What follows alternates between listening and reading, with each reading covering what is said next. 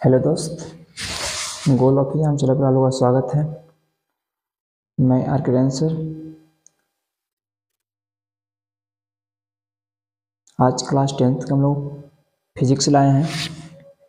Physics में आज हम लोग पढ़ेंगे प्रकाश का परावर्तन, है ना। क्या पढ़ेंगे? प्रकाश का परावर्तन, इंग्लिश में कहते हैं रिफ्लेक्शन ऑफ लाइट, है ना। क्या पढ़ने वाले? प्रकाश का परावर्तन। ध्यान दीजिएगा, पहले जानेंगे कि प्रकाश क्या है ना। पहले जानेंगे कि हम लोग प्रकाश क्या है, प्रकाश किस कहते हैं। देखिए, प्रकाश कहते हैं, ध्यान देना, कि प्रकाश एक भौतिक कारक है जिसकी सहायता से हम किसी वस्तु को देख पाते हैं, है ना। किसी वस्तु को देख सकते हैं, वही क्या है? प्रकाश है ना। ध्यान देना, तो प्रकाश एक क्या हो गया? भौतिक कारक हो गया जिसकी सहायता से हम किसी वस्तु को क्या कर सकते हैं? देख सकते हैं। उसे क्या कहते हैं? प्रकाश, है ना। अगर मान लो किसी वस्तु को देखना ही है, सपोर्ट मान लीजिए कि पेन है, इस पेन को देखना है, तो हम प्रकाश से देखेंगे कि अपने नेत्र आँख से देखेंगे? आपसे क्वेश्चन बोल रहे हैं कि हमारा ये पेन है, इस पेन को देखना है, तो प्रकाश की जरूरत है कि आँख की जरूरत है? तो आपने सर सिर्फ आँख की जरूरत है, तो क्या आँख से खाली देख सकते हैं? नहीं। बोल रहे सर सिर्फ प्रकाश की जरूरत है, क्या आप प्रकाश से देख सकते? नहीं। किसी भी वस्तु को देखने के लिए प्रकाश और आँख दोनों का जरूरत होता है ना। आँख का भी जरूरत होता है और किसका? प्रकाश का जरूरत है। अगर मान लीजिए सिर्फ आँख से, कोई बच्चे बोलते हैं सर आँख से सिर्फ देख सकते हैं, है ना। तो कभी ऐसा होता है कि अंधेरा रूम में है ना, और उसमें हम गेट खोल रहे हैं और दीवार देने चल गए हैं, ऐसा होता ही नहीं होता है। तो सिर्फ हम लोग आँख से नहीं देख सकते हैं। ये सोच रहे हैं कि सर हम खाली सिर्फ प्रकाश से देख सकते हैं, कि हम प्रकाश से देख सकते हैं। तो ऐसा कीजिए कि अपना आँख बंद कर दीजिए, आँख बंद कर दीजिए और आराम से आप देखिए लाइट बार पर। क्या देख सकते? नहीं देख सकते। इसे देखने के लिए आँख और प्रकाश दोनों की जरूरत होता है ना। आँख और प्रकाश दोनों की आवश्यकता है, यानी किसी वस्तु को देखने के लिए हमारा आँख और प्रकाश दोनों चाहिए, तब हम किसी वस्तु को देख सकते हैं। परिभाषा देखिएगा, प्रकाश एक भौतिक कारक है जिसकी सहायता से हम किसी वस्तु को देख पाते हैं, उसे क्या कहते हैं? प्रकाश कहते हैं, है ना। देखा जाए प्रकाश, तो प्रकाश किसी वस्तु को देखने के लिए आँख और प्रकाश दोनों की आवश्यकता होती है। आँख और प्रकाश दोनों की आवश्यकता होती है, उसे क्या बोलते हैं लोग? प्रकाश बोलते हैं। ध्यान देना।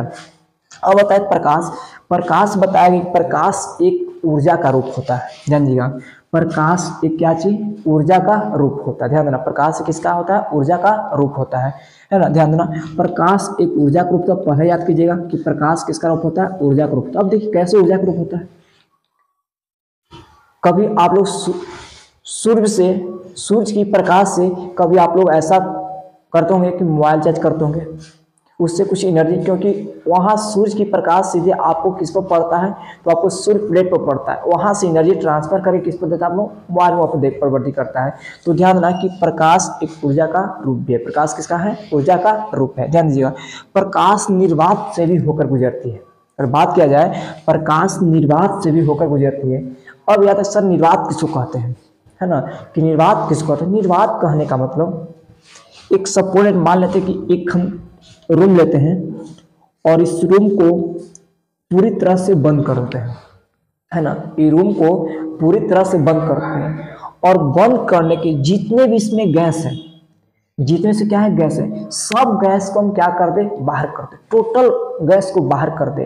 तो बाहर करने पर इसमें तो गैस नहीं बचा, तो इसको हम बोलते हैं निर्वात। क्या बोलते हैं? निर्वात। निर्वात कहने का मतलब इस रूम से पूरा गैस निकाल कर क्या करना? बाहर करना, और रूम सिर्फ क्या हो गया? खाली। तो इसमें आप अगर लाइट मारिएगा तो वहां गुजर सकता है। अगर आप चाहते हैं सर हम अगर बोले तो वहां पे ध्वनि का गमन नहीं होगा। अगर हम यहाँ रूम में ऐसा रूम ले लें और इस रूम में कितनों भी कस के बोले तो वहाँ सुनाई आपको नहीं देगा, क्योंकि प्रकाश निर्वात होकर गुजरती है, बाकी ध्वनि निर्वात होकर नहीं गुजरती है। आप कितनों अगर कस से बोलिएगा तो आपको सुनाई नहीं देगा, क्योंकि प्रकाश निर्वात होकर गुजरती है, लेकिन ध्वनि है जो हमारा निर्वात से होकर नहीं गुजरती है। अगर आप रूम में हैं, है ना, आप रूम में हैं और उस रूम में पूरी तरह से चिल्ला रहे हैं, बोल रहे हैं, आपकी बगल में जो व्यक्ति है वो आपको सुन नहीं सकता है, सुन नहीं सकता, क्योंकि ध्वनि जो है वो निर्वात से होकर नहीं गुजरता है। तो एक ध्यान देना है कि प्रकाश निर्वात से होकर गुजरती है, बाकी ध्वनि निर्वात से होकर नहीं गुजरती है, निर्वात से होकर नहीं गुजरती है। अब मेन बात आता हम लोग का, ध्यान दीजिएगा। चलिए, है ना, प्रकाश निर्वात से होकर गुजरती है, ध्वनि निर्वात से होकर नहीं गुजरती है। अब उसके बाद है कि प्रकाश निर्वात से होकर भी गुजरती है। बात समझ में आ गया? गुजरती है, गुजरता है ना, गुजरती है। चलिए अगला है निर्वात में प्रकाश का वेग। ध्यान दीजिएगा, निर्वात में प्रकाश का वेग बोलेगा या चाल। ध्यान देना, कभी यहाँ पर ध्यान देना, निर्वात में प्रकाश का चाल बोले या वेग 3 × 10⁸ मीटर प्रति सेकंड होता है। क्या होता है? मीटर प्रति सेकंड। आपसे क्वेश्चन बोला जाए कि निर्वात में प्रकाश का वेग कितना होता है? 3 × 10⁸ मीटर प्रति सेकंड। जिस तरह पढ़ोगे ध्वनि का जो वेग होता है, ध्वनि की जो चाल होता है वो 332 मीटर प्रति सेकंड होता है। देखिए 332 मीटर प्रति सेकंड होता है, ठीक ना, ये ध्वनि का वेग होता है। ठीक, अगर इसमें बात किया जाए कि निर्वात, ध्यान दो, निर्वात में प्रकाश का वेग, निर्वात में प्रकाश का वेग तो कितना होता है? 3 × 10⁸ मीटर प्रति सेकंड। क्या बोला है? 3 × 10⁸ मीटर प्रति सेकंड होता है। किसका होता है? तो निर्वात में प्रकाश का वेग होता है। निर्वात तो समझ में आएगा कि निर्वात किसको कहते हैं, है ना, और उसमें जो प्रकाश का वेग होता है वो 3 × 10⁸ मीटर प्रति सेकंड होता है। ठीक, अब बात सुनो थोड़ा सा। प्रकाश एक विद्युत चुम्बकीय तरंग भी है ना, प्रकाश के बारे में बताया गया है ना कि प्रकाश एक विद्युत चुम्बकीय तरंग है। क्या है? प्रकाश एक विद्युत चुम्बकीय तरंग है ना, प्रकाश एक विद्युत चुम्बकीय तरंग। आगे समझते हैं, प्रकाश हमेशा सीधी रेखा में गुजरती है। किस रेखा में? प्रकाश हमेशा सीधी रेखा में गुजरती है ना, प्रकाश हमेशा सीधी रेखा में गुजरती है। ध्यान दें, एक वैज्ञानिक थे न्यूटन, एक वैज्ञानिक क्या थे? न्यूटन।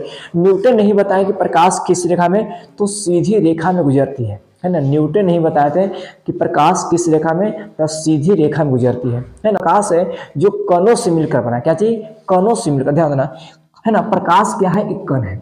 न्यूटन ने बताया कि प्रकाश हमारा क्या है? कण है। न्यूटन ने क्या बताया? प्रकाश क्या चीज है? कण है ना।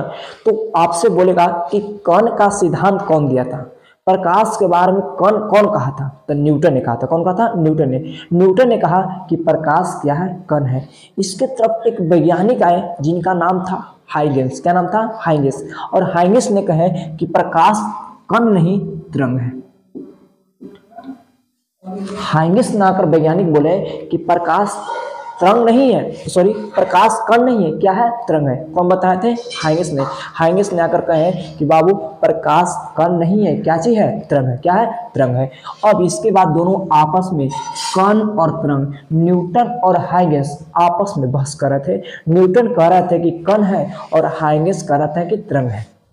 और इसके बाद एक वैज्ञानिक डी ब्रोगली आए और डी ब्रोगली ने बताया कि प्रकाश कण भी है और तरंग भी है। क्या चीज? कण और तरंग दोनों है।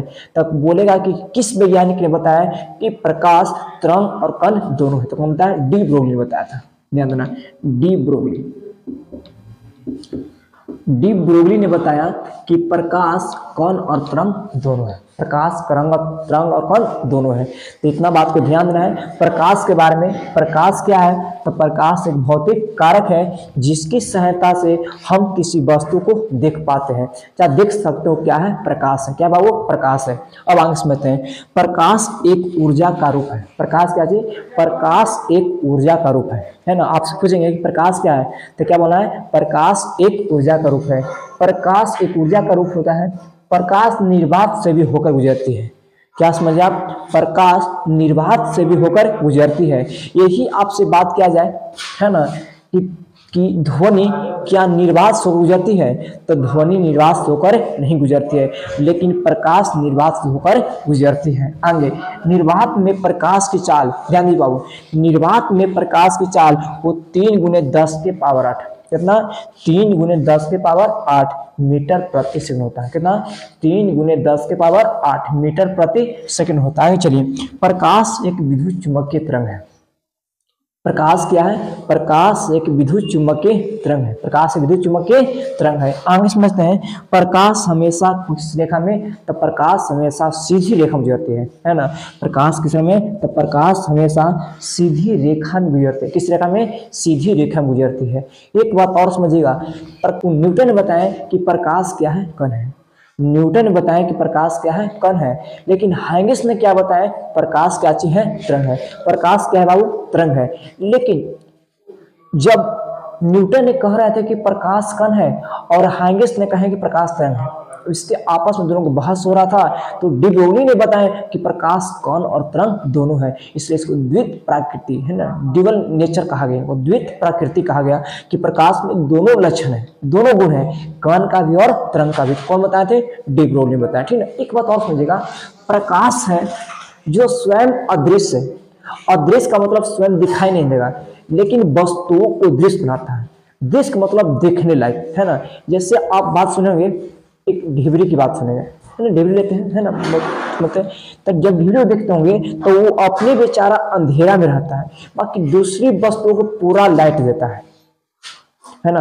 आपने देखोगे कि जो ढिबरी है ना, ढिबरी या ललटेन या बल्ब कुछ भी लीजिए, बल्ब भी वही काम होता है, अपने बेचारा अंधेरा में रहता है, बाकी दूसरे क्या करता है? पूरी लाइट से इंजरा दिखा देता है, पूरी लाइट क्या कर दिखाई देता है। तो ये ध्यान रखना कि प्रकाश स्वयं क्या है? अदृश्य है, लेकिन वस्तुओं को दृश्य बनाता है। दृश्य का मतलब देख सकते हैं उसको, है ना। चलिए, तो ध्यान देना है इसको। अब इसको क्या कीजिए, आपको स्क्रीनशॉट ले लीजिए, ठीक ना। चलिए, इसको स्क्रीनशॉट लीजिए। चलिए, अगर आज की क्लास अगर अच्छा लगा तो आप लोग लाइक कीजिए, शेयर कीजिए, दोस्तों के पास क्या कीजिए, भेजिए। ठीक, आज के लेते हैं, अब हम लोग कल मिलते हैं।